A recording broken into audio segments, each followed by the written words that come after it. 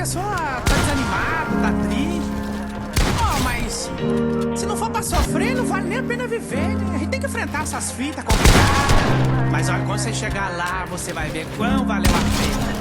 Porque a dor é o que faz a vitória valer a pena. Menino que grita boiar, bem longe das paradas erradas. E a mancada desce o prepare, porque hoje o moleque tá dentro de casa. Longe do perigo, junto com os amigos, nosso objetivo é sorrir. Criançada da periferia subindo na rank. Hoje é só capa, hoje é só capa, hoje é só capa.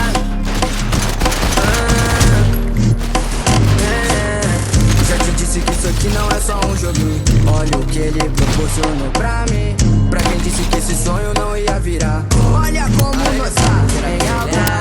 Hoje o moleque quer ser jogador, se espelha em mim, sou um sonhador. Que acreditam que o Free Fire é tipo fã. Sucesso, mudança de vida. Você que sonhou com uma game house, morando dentro do morro. Imagina o Free Fire te dando isso tudo. E agora você tá vivendo do jogo. Viajando o mundo de outra maneira.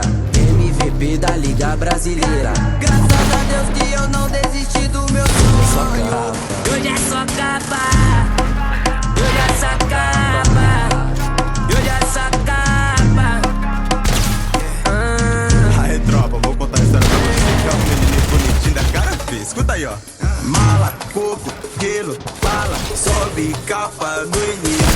Se você não acredita, vem tirar X ou fome. E o Free Fire dominou o mundo. Equipei o crono e avancei no tempo.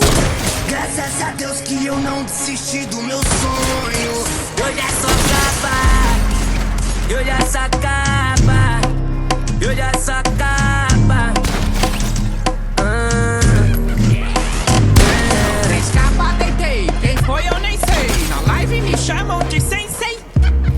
Se eu pego platina dentro da guarita, a campeira vai ter.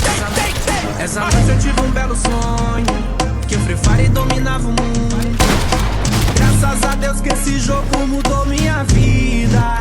E hoje é só Só capa tem.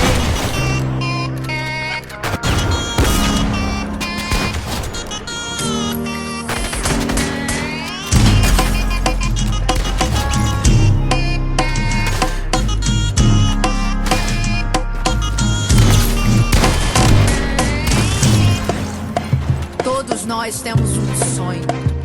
O sonho de dar orgulho pra nossa família. Se quiser alcançar o seu sonho, persista. E acima de tudo, nunca desista. Você pode.